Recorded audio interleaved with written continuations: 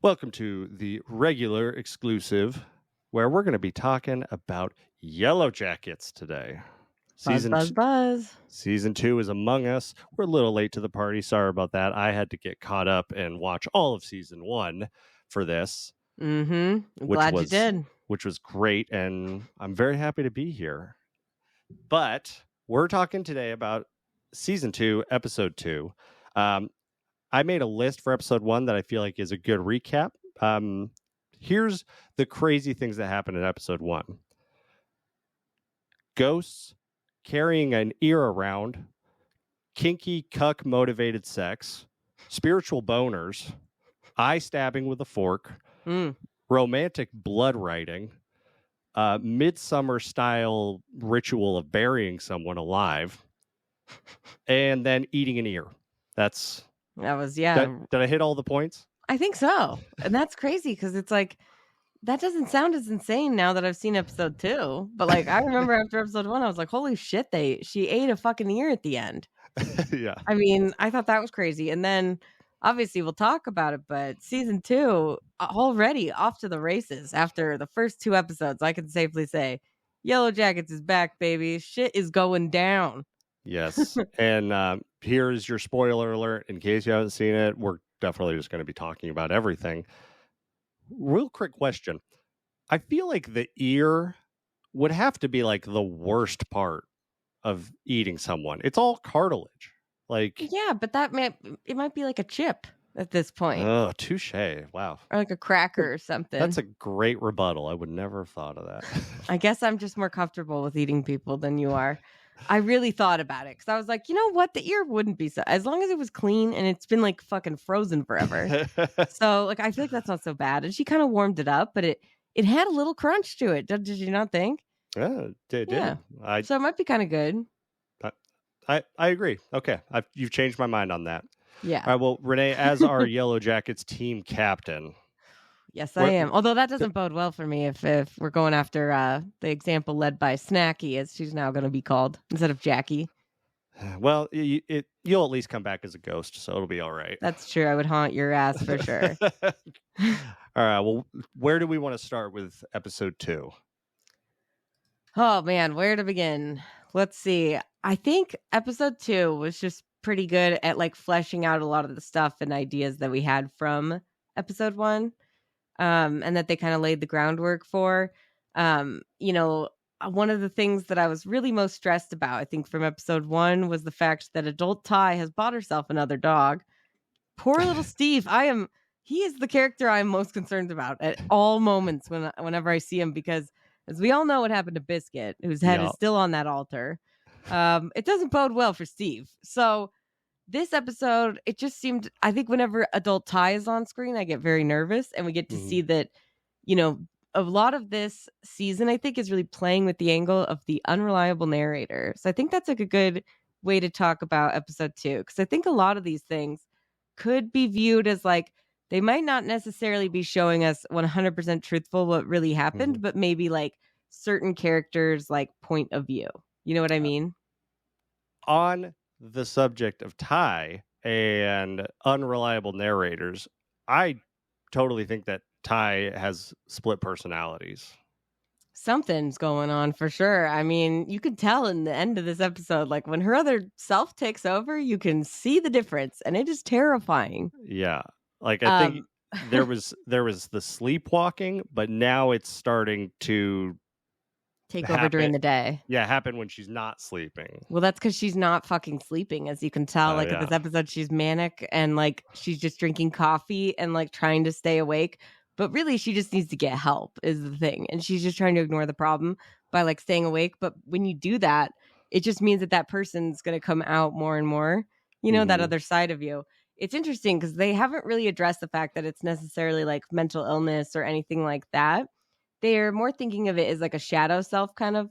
And the actress who played Ty was like, obviously they call it like the bad Ty, but she's like, I don't think she's actually bad. The other version, I think she's trying to help, but she's just willing to do whatever it takes. And she enjoys doing the bad things, but she's trying to help regular Ty, which I guess you could see like by making the altar and sacrificing the dogs so that she wins the campaign. And I think like in this episode, crashing the car was because her ex-wife said she'll like expose her and she threatens her. So I think that's like, it's like not necessarily by the greatest means, but like at least that's how the actress is talking about it, which I think is interesting. And so the fact that like she is bad, like the other side of herself, but it's like, or just the means by what's going on. But yeah, they haven't really addressed if is it something supernatural? Is it like a mental illness? Is it just something related to the woods and that traumatic time? Like, right? You don't really know what it is. And I think that's one of the cool things about this show is it threads the line between like, is it supernatural or is it just like something like that they're like maybe going crazy or like imagining or like hallucinating, right? I think it's because she eats dirt. I mean, there is the dirt, and that's actually this leads me to a great question, which was one of my big questions from the episode is who shit the bucket? And a lot of people think it's got to be the bad tie, the sleep tie, because everyone's like she goes to the bathroom inside because she eats outside, and you don't shit near your food. She's eating that dirt. She's not shitting in That's it. interesting. And it would be funny because she's so mad about it, and like who just like say who it is, and it definitely could have been at least a number of I thought other it was his suspects, coach. but You know, he's got one leg, I but think that's what I was thinking. That's just God. I mean, he could barely get outside for the funeral of Jackie. He barely gets out there. Then he's like, all right, I'm going back in. Like, he doesn't really seem like the type who's going to be out there shitting all the time in the fucking outhouse or whatever they well, have then out there. another bad narrator and then questionable mental illness or supernatural is Lotti, and us learning that Lotti was Yes. involved with Travis's alleged suicide. I think she killed him. I definitely think that's the thing everyone's talking about online. I think most people agree that she did not tell the truth to Natalie. And I think I'm curious because like they've said like the creators of the show and like the actress who plays her as an adult has both said that like she's not a villain, she's not trying to be villainous, but it's like yeah, but I kind of feel like she's not really also like you said a reliable narrator. Like we got to see Laura Lee again as a horrifying Yeah. fucking apparition. I don't think she mentioned Yep. that to Natalie, and you can kind of see that like it's so basically her having that weird vision is what caused her to not push the buttons. It's not the malfunction, it was like her. However, that could just be maybe her trying to explain it in her own mind, or could be the truth. I don't know. I have a hard time thinking that, like, if Travis really wasn't going to commit suicide, why would he give her his bank information? And if he didn't want Natalie there, why would he leave her a note that said, tell her she was right?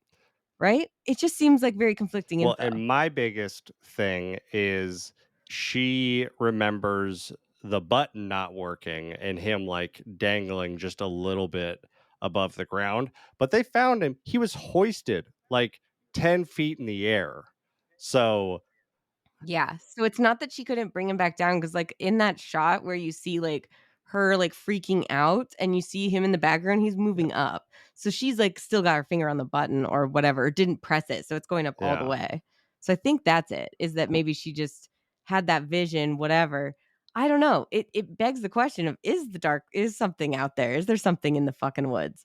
There's even, I mean, obviously we got to talk snacky, but the way that the camera moves in the woods with the wind and then the way that it hits the tree and then the snow falls onto Jackie as they're burning her and It just perfectly smokes her. yeah, it was It was kind of Evil Dead that's vibes, right? exactly what I was going to say. Is yeah, like it seemed like there was something motivating or doing all of these things for all that to work out perfectly. Mhm. That's what's interesting is that I think that because they haven't confirmed anything like that, I mean, that kind of feels like it. It's the most like blatant like display of okay, that feels Mhm. supernatural, but that could just be the girls imagining of what Mhm. happened was that they burned Jackie and so like the gods of the woods gave them food or like whatever, you know what I Yeah. mean? So or some people are saying because the blood that was on the supposed ripped up pants from Javi that Travis put on the pyre is like spilling Yeah. blood and that's why they received the gift of food. However, it could just be a random set of events, but the girls being out there, being trapped, being so scared, it's like PTSD. They might imagine that something is like looking out for them or taking care of them, Yeah. right? Might be more comforting. But it and like we see this So I don't know. I'm curious if they're going to confirm it, but we see this a lot with faith and kind of wild crazy things that happen when it's really easy to like look at something crazy that happened and then find justification for why it happened through spirituality or through faith. And Exactly. so yeah, it is a real question of Mhm. are we seeing are we seeing a spirit come through and knock all the snow down for that to happen, or are we experiencing like the retelling of this story through a Exactly. survivor, you know? Yeah, fascinating, right? You could really look at it both ways. And the fact that they haven't really confirmed anything is just what's cool is that they're not going to I don't think they'll give us the answer right away. I think this might be a whole show kind of a thing because this is the kind of thing that like I know that there's going to be some people that would just be pissed if they're like, "Oh, it's supernatural." But it's like, give it I mean, I'm honestly open for whatever they want to do, but like I kind of love the theory idea because there's so many theories based around is it something out there Mhm. or is it not? Like, are they insane or are they not? Like, I'm just curious. Like, if I feel like if Javi is alive, which I do feel after this episode now, like he's got to be Mhm. right There's too much because they're kind of like setting it there's too up. much drama in the idea of her faking his death and Nat and just faked his and death, then so yeah, that seems like a guarantee he's yeah, and alive. then they're gonna have sex, and she's like, "Oh, wait, we can't take my pants off because I have a big old scar." But the idea of him being dead and him coming back and all the drama that would happen just from that event, I feel like you have to do that. It's too tasty of drama. Yeah. Well, plus it'll really solidify Lotti as like the leader of whatever group decides to follow her because I think my biggest like prediction for the end of this season is that there'll be two separate camps. I think that the group will Mhm. divide and there will be two different factions of survivors. Well, I could be well, wrong, but I imagine that there will be like, like Ty, I feel like, and Nat. I don't think they're going anywhere near that fucking crazy yeah. shit. Well, I mean I think Lottie's got her people, but like, they show in some of the previews and I think also, like, in the opening, like, it looks like there's some sort of, like, uh, Twilight battle that happens in the snow event. So, yeah, it seems like perfect. there's gonna be 2 factions and there's gonna be some blood spilt, but, yeah, Javi's interesting. I kinda feel like Javi is part of the cult in the future, like that I feel He like could that could be. be revealed, that he's Yeah. there. I mean, he's definitely I gotta know. It could be like if he's alive and they don't give us a good enough reason, then I'm really gonna lean into the supernatural elements of the show. Because there's no way that he would survive out Well, I there. Unless there's like some weird place that he was able to find another cabin, another hideout, a bunker, like something, dude, I'll tell you what, He's not in the plane this whole time. I would have been following Lottie to the death after she killed the bear with a knife. That's the most Me too. supernatural Oh thing that's yeah. happened this entire show. She just stabs this bear in the head. Knife the bear. Yeah, that was fucking badass, man. And like, yeah, that was like a bit more supernatural because like, how the fuck did she know that that bear wasn't like gonna attack Mhm. her? You don't know. How many bears have you dealt with? I would fucking again. I think we've talked about this before, but I would 100% be in the Lottie cult. I mean, I would want something to follow out there and believe in because it would be like, if not, I would be Jackie, aka Snacky. There you go. I would be the first to be killed and eaten because I would be like too dumb to survive. Like I would stay out in the cold all night and not Well, see, realize that I was going to die. Lottie clearly did not grow up with the advice that we learned from Cocaine Bear of if it's black, That's fight true. back. If it's brown, lie down. She's like, it's brown. I'm stabbing it in the head and then sacrificing its Yeah, heart. I don't know if that works all the time. Yeah, it only works like and it's weird because like so far, I mean, I would be so inclined to believe her because everything that she said, nothing has not come Hmm. true. I guess the only thing left that's really dangling is the fact that Javi is alive, supposedly. She says that he Yeah. is.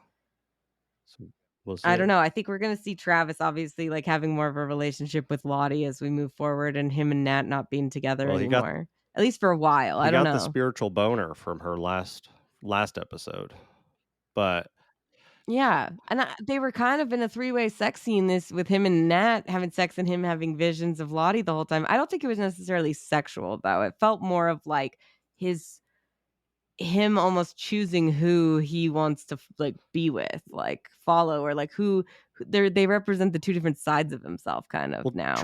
He's Travis torn. was almost gangbanged last season by all the women when they were high on That's true. shrooms. Like, that is true. He's been through it, man. His dad died, which it didn't sound like he was too upset about. But then, like, yeah, his brother's been missing. I will say, like, I don't think Nat's a villain for faking the whole thing with Javi. I think she's doing it for the yeah, right reasons. And in 99.9% of scenarios, she'd probably be right that he's dead as fuck, and they'll find him when the snow clears. But I don't know. I don't know if he's. I can't wait to see. I wonder if we're gonna find out this season. I imagine we have to. The longer that it goes with no Javi, the more like I'm like, okay, he's definitely yeah. dead.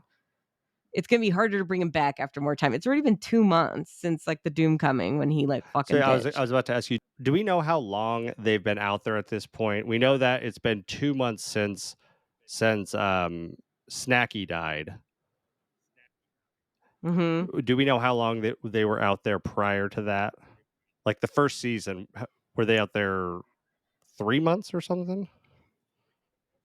I don't know if it was that long. I mean, so all I know, maybe it's about 6 months at this point because they've been out there since like I think it says that they crashed in Okay. spring and right now it's winter. So Okay. I would imagine it's about 6 months, if not a little Yeah. longer.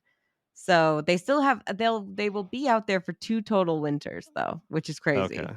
So now they're So, full on eating people, which loved that scene, by the way. yes, but oh, loved it. It was so good. People were saying it was so disturbing, and I'm like, I've seen too much shit, I guess, but I didn't think it was disturbing. I mean, it was creepy, like the little intercut shots of them eating it, but I thought it was really well done. How it was like the Greek kind of like this big like they were dining together and drinking and like this big Yeah. feast. It was like elegant, and then like intercut with them like just fucking chowing down on Jackie, which like as much as like she looked like kind of like a fried chicken as a person, it did still kind of look like Jackie, Yeah. which is the fucked up Yeah. part.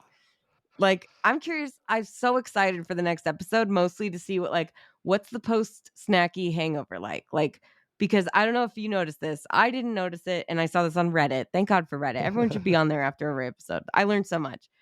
The showrunners confirmed that it was the bad Ty who was eating Jackie. So it was the sleepwalking Ty that woke up and was like, "We have to go out there," Oh. and ate.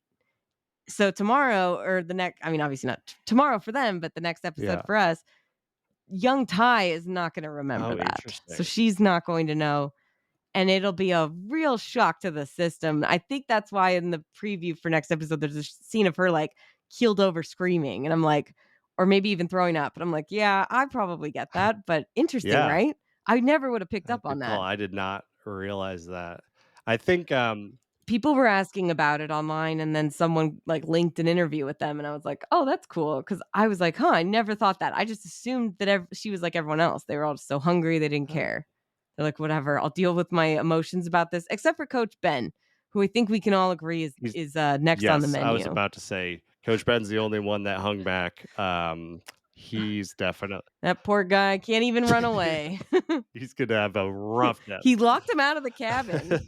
Yeah, he shut the cabin. I just love that everyone's like, he's literally like the I am in danger meme right now. Cause like he doesn't really have a purpose anymore. He was their leader, but like they don't need Yeah. him at this point. They have Lotti, right? They have Shauna, they have Ty. Those are the people that they look to for like different things.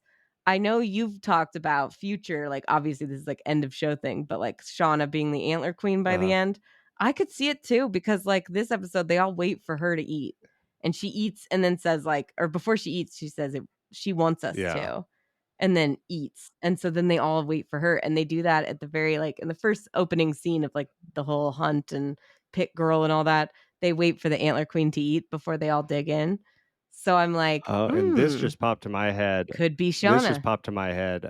Maybe to support Shauna being the final antler queen, Shauna puts the necklace on every person that gets hunted, like before they.